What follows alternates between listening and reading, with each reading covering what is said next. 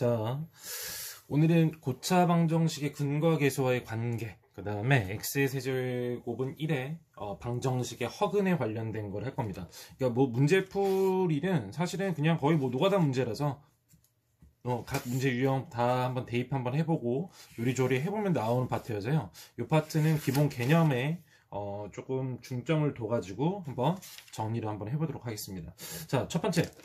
방정식에서 근과 계수의 관계라는 건 어떤 걸 얘기하는 거냐면 근 자체가 예를 들어서 2차 방정식이었다고 칩시다. 자, 2차 방정식 같은 경우에는 어떻습니까? 예를 들어서 쓰게 되면은 이런 식으로 나오겠죠.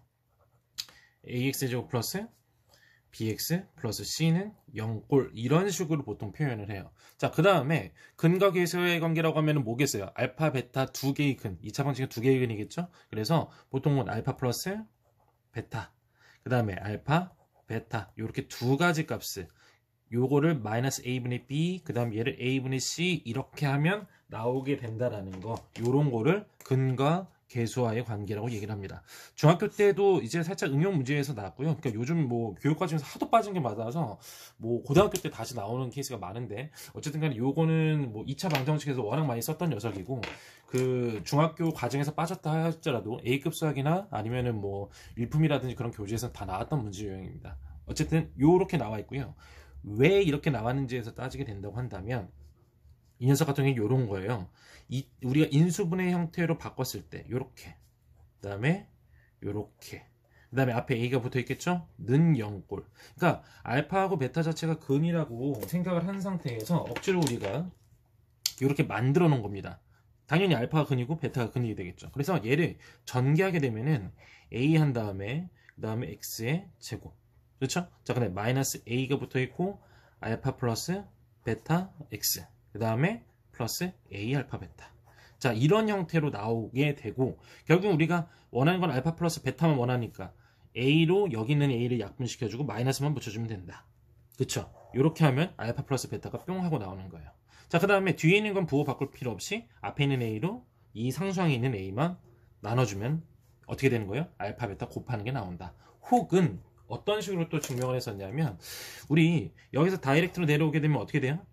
근의 공식을 쓰게 되면 x는 2a분의 마이너스 b 그 다음에 플러스 루트 b제곱 마이너스 4ac. 그러니까 원래는 풀마죠. 풀마인데 이렇게 하나가 나오고 그 다음에 또 뭐가 나오겠어요? 2a분의 마이너스 b 마이너스 루트 b의 제곱 마이너스 4ac. 그러니까 증명을 했을 때 뭐 저렇게도 얘기를 하는데 이 두 개를 실제로 얘를 알파라고 보고 얘를 베타라고 본 다음에 둘이 더하고 곱하게 되면 결국에는 마이너스 a분의 b하고 a분의 c가 나오게 됩니다.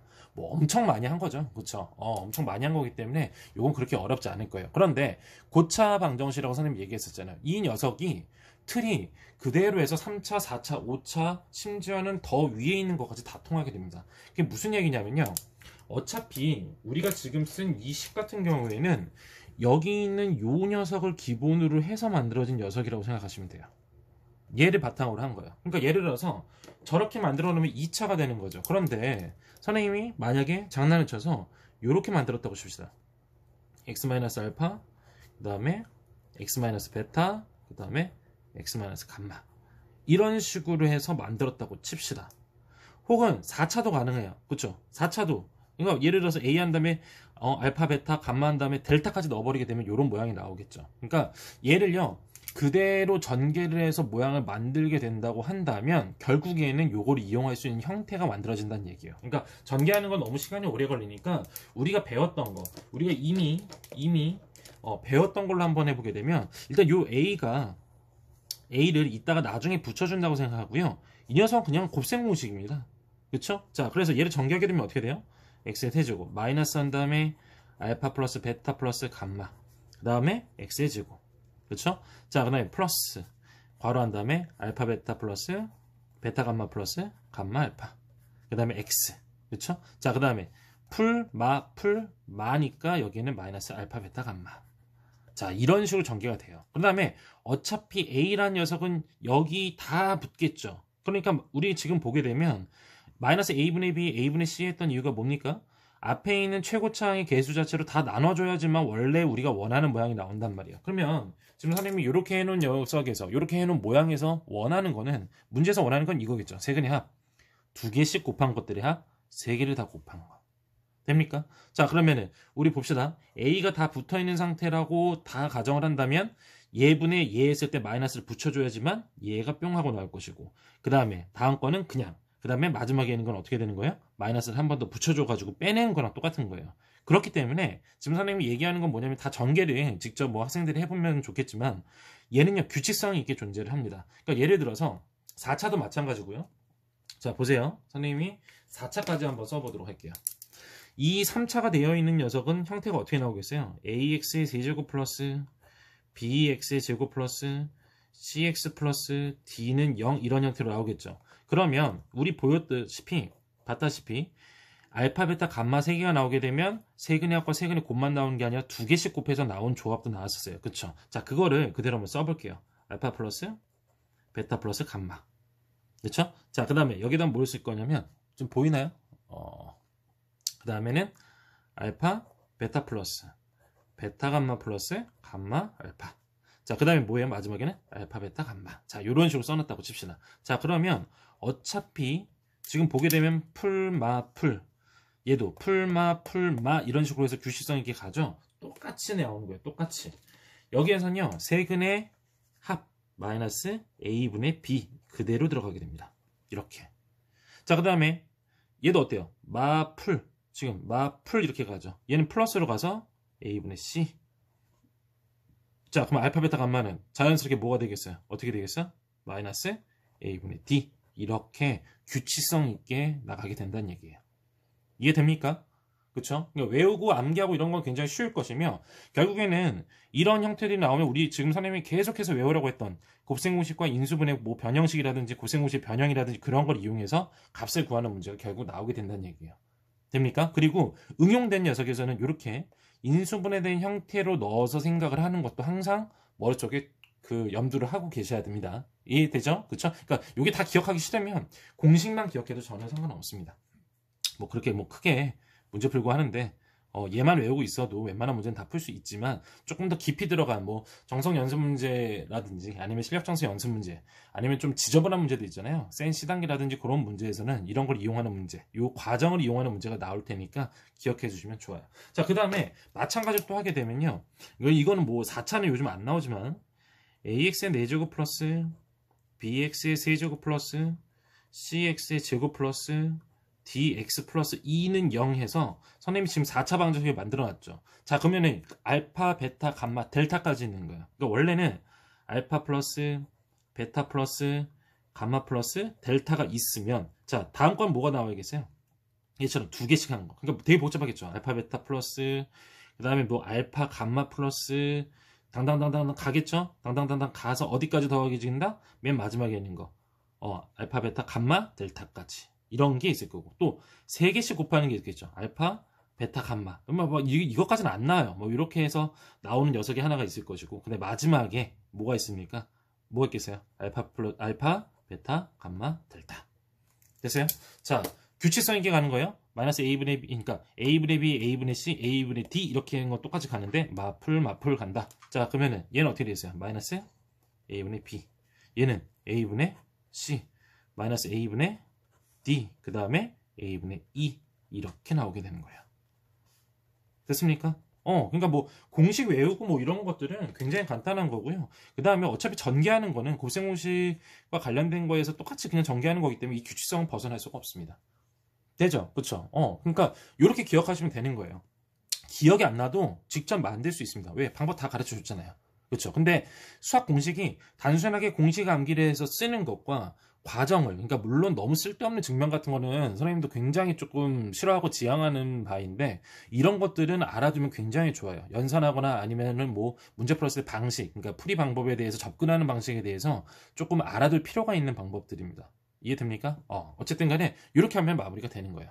자, 근데 이제 또 두 번째로 배워야 될 거, 요거는 됐고요. 여기서 연장돼서 생각해야 될 게 있어요. 켤레근에 대해서 이제 계속해서 또 여기서도 문제가 나올 텐데, 3차 방정식이나 4차 방정식에서 얘기했을 때 A, B, C, D, 즉 거기 나와 있는 개수들 자체가 우리가 뭐 예를 들어서 3차 방정식이라고 했을 때, 이거는 근데 뭐 저기 뭐야 2차 방정식 때도 했었던 거죠. 그쵸? 이렇게 돼 있을 때 A, B, C, D가 전부 다 유리수라는 조건이 있다고 한다면, 그렇다면 한 근이 1 플러스 루트 2였다? 그럼 다른 한 근은 뭐가 되는 거야? 켤레근으로 해서 1 마이너스 루트 2가 나온 게 당연한 거죠. 이게 무슨 근이에요? 켤레근이에요. 켤레근. 기억나죠? 그쵸?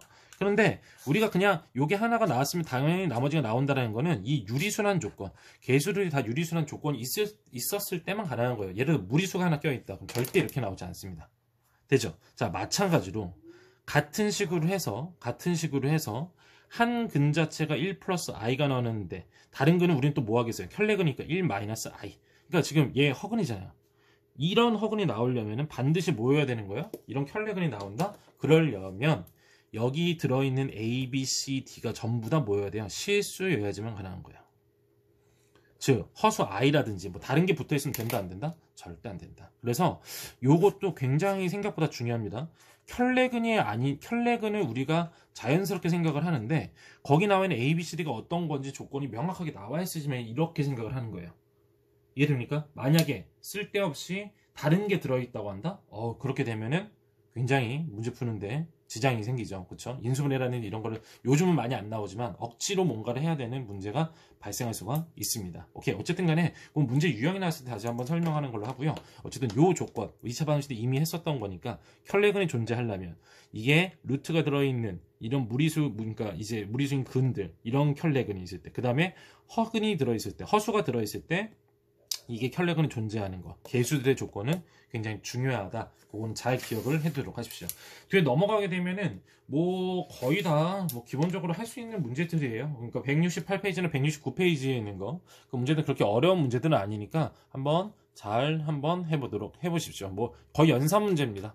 연산 문제고, 그런데 쉽지는 않아요. 그러니까 여기 필수 예제들까지는 뭐 어쨌든 조합해서 문제 푸는데 큰 지장이 없을 텐데 아마 연습 문제 파트 들어갔을 때 조금 힘들지 않을까. 또 실력원 문제에서는 많이 어려운 문제들이 있으니까 그 녀석들은 좀 잘 풀어보시고, 안 되는 거는 여전히 선생님이 카톡으로 전부 다 질문을 받도록 할 테니까 그때 다 질문하시면 됩니다.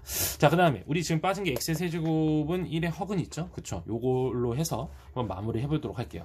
원래 이제 오프라인 수업 했을 때는 이건 당연히 외우기도 하고, 그 다음에 이제 그 전개 과정, 그러니까 어떻게 도출이 되는지도 다 하는데, 어쨌든 지금은 상황인지라 맞춰가지고 한번 해보도록 하겠습니다. 다시 한번 써볼게요. x의 세제곱은 1, 이렇게 한번 써보도록 하겠습니다. 자, x의 세제곱은 1을 딱 봤을 때 허근이라고 얘기했어요. 이거의 허근이래요. 허근. 그러니까 뭔가 그거랑 관련된 게 나오겠지, 그렇죠?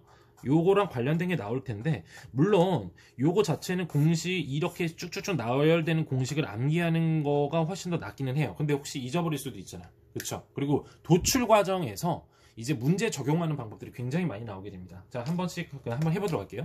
자, 어쨌든 이렇게 나왔을 때 이렇게 문제가 나오는 경우도 있지만 다른 케이스도 하나가 더 있어요. 뭐 요걸로 이제 풀어주긴 할 건데, 얘를 이대로 두게 되면 우리가 지금 볼 수 있는 게 하나도 없어요. 그쵸? 자, 얘를요 1을 왼쪽으로 넘겨볼게요. 그럼 어떻게 돼요? x의 세제곱 마이너스 1은 0이 나오게 됩니다. 자, 센스 있는 친구들은 지금 이걸 보자마자 x의 세제곱 마이너스 1? 그런데 요거는 1의 세제곱이어도 어차피 같은 게 나오는 거잖아. 그쵸. 자, 그럼 우리 여기에서 바로 뭐가 나와야 돼? 이거는 우리가 외웠던 a 세제곱 마이너스 b의 세제곱 공식이랑 똑같은데? 맞아. 이건 인수분해 공식이잖아. a 마이너스 b 한 다음에 괄호하고 a 제곱 플러스 ab 플러스 b의 제곱. 맞아. 우리 이거 했었잖아, 이거. 그쵸? 자, 요게 튀어나와야 되는 거예요. 그래서 요거는요, 요 형태에서만 생각할 게 아니라 뭘 생각해야 되는 거야? x-1. 그쵸? 지금 그대로 a 자리에 x 대입하고 b 자리에 1 대입한 거예요. 자, 그럼 어떻게 되겠어요? x제곱 플러스 x 플러스 1. 이런 식으로 인수분해가 만들어집니다. 됐어요? 자, 그리고 분명히 여기서 뭐라고 얘기했습니까? 허근이라고 얘기를 해줬잖아요. 그쵸? 허근이라고 얘기를 해줬어요. 그러면 원래 3차 방정식은 원칙상 3개의 근이 나와야 되는 게 정상인데, 자, 그러면 여기 있는 요 왼쪽에 있는 얘에서 x는 1이라는 근이 일단 튀어나왔고, 얘는 절대 허근이 아니죠. 그러면 우리가 구하려고 하는 허근이라는 녀석은 어디서 나온다? 허근 2개는 여기서 튀어나오게 되는 거예요. 그 허근들을요, 한 허근을 오메가라고 표현을 할 거고요. 자, 그 다음에 앞에 있는 게 개수들이 전부 다 실수이기 때문에 나머지 하나는 당연히 켤레근이겠죠. 그래서 켤레 오메가 요렇게 만들 거예요. 됐어요? 그러니까 그 두 근을 이렇게 표현을 하는 거예요. 이해됩니까? 얘는 어차피 b의 제곱 마이너스 4ac 하게 되면 판별식 쓰게 되면 무조건 허근이 나올 수밖에 없잖아요. 그 두 개의 근을 얘를 직접 구해서 쓰는 게 아니라 이렇게 오메가와 혈레 오메가 마치 뭐 알파 베타처럼 이렇게 해서 공식들로 쫙쫙쫙 써가지고 이거를 이제 대입을 하든지 모양을 변화시켜가지고 하는 그런 것들을 x의 세제곱은 1 허근 여기는 공식이라고 얘기를 합니다. 이해됩니까? 자, 그러면 뭐 물론 문제에도 나와 있지만 우리 상식적으로 한번 생각해 볼게요. 자, 어쨌든 우리는 지금 중심으로 봐야 될 게 얘하고 얘잖아요. 그러면 이 녀석은 여기 있는 요 인수분해 되어져 있는 2차 식의 2차 방정식의 두 근이기도 하지만 사실은 얘의 근이기도 하죠. 그래요, 안 그래요? 그렇죠?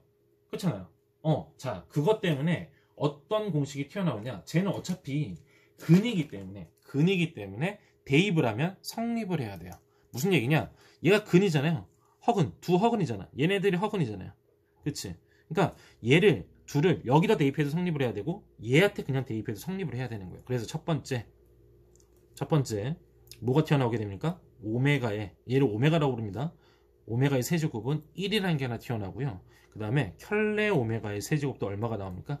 1이라는 게 튀어나오게 됩니다. 자, 그 다음에 또 하나 더. 얘네 둘은 이 x의 세제곱은 1에 라는 3차 방정식의 근이기도 하지만 여기에 근이기도 하잖아요. 그렇죠? 그러니까 얘를 여기다 대입하면 성립하는 거예요. 뭐가 되는 거야? 결국에 0이 되는 거겠죠. 자, 그래서 오메가의 제곱 플러스 오메가 플러스 1은 얼마가 된다? 0이 하나가 나오고요. 자, 그 다음에 켤레 오메가를 대입해서 성립하기 때문에 켤레 오메가의 제곱 플러스 켤레 오메가 플러스 1은 0. 요렇게 이런 공식들이 성립하게 되는 거예요. 됐어요? 자, 그 다음에 우리 아까 배웠잖아요. 근과 계수와의 관계. 근과 계수와의 관계. 두 번째는 건 뭐예요? 근과 계수와의 관계. 계수와의 관계. 그쵸? 요거를 이용해서 공식이 튀어나와요. 그냥 이건 뭐예요? 알파 베타로 보면 되잖아요. 그러니까 어떻게 되겠어? 오메가 플러스 켤레 오메가는 마이너스 a분의 b니까 마이너스 1. 자, 그 다음에 하나 더. 오메가 곱하기 켤레 오메가는 a분의 c니까 그냥 얼마? 1. 이렇게가 튀어나오게 되는 거예요. 간단하죠? 그쵸? 자, 그 다음에 이제 또 나오는 공식이 있는데 뭐냐면요. 얘네들 가지고 장난치는 공식이 있어요. 자, 우리 여기 보기에는 오메가 제곱 플러스 오메가 플러스 1은 0이죠. 여기에서 오메가의 제곱만 떼어낼게요. 오메가의 제곱. 지금 선생님이 한 거 여기는 요 공식에서 끄집어낸 겁니다. 여기서 끄집어낸 거예요. 자, 그러면은 어차피 는 0이니까 넘기게 되면 어떻게 돼? 얘네들이 다 넘어갔다고 치자. 그럼 어떻게 돼? 마이너스 오메가 마이너스 1. 자, 근데 마이너스 오메가 마이너스 1을 어디서 볼까라고 찾아보니까 여기 있죠. 오메가를 오른쪽으로 넘기면 되잖아. 오메가를 여기 있는 걸 얘 쪽으로 넘기게 되면 어떻게 돼? 켤레 오메가는 마이너스 오메가 마이너스 1이 되는 거야. 그러니까 여기는 요 녀석이 같은 걸로 마이너스 그러니까 뭐예요? 오메가의 제곱은 얘를 넘긴 값이니까 켤레 오메가랑도 같은 값이 되는 거야. 자, 그 다음에 여기는 이 켤레 오메가는 어디서 찾아? 이 켤레 오메가는 어디서 찾아? 여기서 찾는 거야. 또 오메가 넘겨주면 되잖아. 그러니까 어떻게 되겠어? 넘어가게 되면 오메가 분의 1 이렇게. 결국엔 여기는 얘하고 얘가 전부 다 어떻다? 같은 녀석이다. 이해됩니까? 그러니까 하나씩 그냥 우리가 알고 있는 대로 쭉쭉쭉 내렸을 때 요 공식들. 그러니까 공식에서 그러니까 우리 문제 풀 때 필요한 건 다 이 공식들이거든요. 그러니까 만약에 문제에서 얘가 먼저 튀어나온다든지 x의 세제곱은 1이다. 혹은 이 항에서 x의 세제곱 마이너스 1은 0이다. 혹은 x의 제곱 플러스 x 플러스 1 요게 0이다라는 이 세 가지 이야기가 문제에서 나오게 된다고 한다면 무조건 여기 공식들 갖다 쓰라는 얘기예요. 그래서 추천하는 건요. 머리에 두지 말고요. 만약에 요 세 가지 조건이 된다고 한다면 얘를 그냥 문제 옆에다가 조그맣게 다 써놓으세요. 그게 제일 좋습니다. 이해됩니까? 보게 되면 오메가 세제곱이나 이런 거 문제 적용되는 거 보게 되면 이런 걸 막 줄여주고 하는 역할을 할 거예요. 그러니까 예시 문제로 선생님이 하나 보여주게 되면 자, 보세요. 우리 예시 문제를 한번 볼게요. 어떤 거를 이제 구하라고 하게 되냐면 이런 걸 막 구하라고요. 1 플러스 오메가 플러스 오메가 세제곱 플러스 그 다음에 오메가 5제곱 플러스 오메가 7제곱 플러스 오메가의 9제곱 플러스 오메가 11제곱. 자, 이런 거를 막 구하라고 한단 말이야. 얘 값을 구하래요. 엄청 복잡하죠. 그런데 문제 조건에서 이미 가르쳐줘요. 아, x의 세제곱은 1이다. 이렇게. 다시 한번 얘기하지만 x의 세제곱은 1이다. x의 세제곱 마이너스 1은 0이다. 그 다음에 또 뭐라고 했어요? 오른쪽에 있는 거 x의 제곱 플러스 x 플러스 1은 0이다. 이건 다 같은 조건이라고 얘기했습니다. 왜 같아? 얘는 여기다 뭐만 곱해주면 돼. x 마이너스 1만 곱해주면 되잖아요. 어차피 는영이 돼 있으니까 왼쪽에 곱하든 오른쪽에 둘 다 곱하더라도 어차피 이 식들이 그대로 튀어나오게 돼요. 잘 기억을 하셔야 됩니다. 생각보다 중요해요. 지금 선생님이 조금 빠르게 한다고 이렇게 넘어가는데 이 세 조건은 무조건 다 같은 녀석이다 라고 생각하시면 됩니다. 이해되죠? 자, 어쨌든 이걸 구하래요. 근데 딱 보니까 오메가의 세제곱은 어때요? 줄여주는 역할을 한다고. 왜? 오메가의 세제곱이 뭐니까? 1이니까. 1이잖아, 1. 맞죠? 자, 그러면 얘를 한번 최대한 줄여볼게요. 자, 그럼 어떻게 되겠어? 1 플러스 오메가 플러스. 얘는 얼마야? 1 되겠네, 그냥. 자, 얘는 어떻게 돼요? 오메가의 세제곱이 1이니까 오메가 세제곱 날라가죠? 그럼 오메가의 제곱이 될 것이고. 플러스 오메가의 세제곱 한 번 날라가서 오메가의 4제곱 됐고 또 세제곱 날라갔으니까 얘는 그냥 오메가가 될 것이고. 자, 오메가의 세제곱이 세제곱이죠? 얘는 얼마야? 1. 자, 얘는 플러스 뭐가 되겠어? 오메가 세제곱이 9개가 날라가겠지. 그쵸? 자, 그럼 얘는 얼마가 돼? 오메가의 제곱이 되는 거예요. 됐습니까? 좀 다 끝났잖아요. 뭡니까? 오메가의 제곱 오메가 플러스 1. 뭐 여기서부터 따질게요. 바로 보이니까. 자, 그게 얼마야?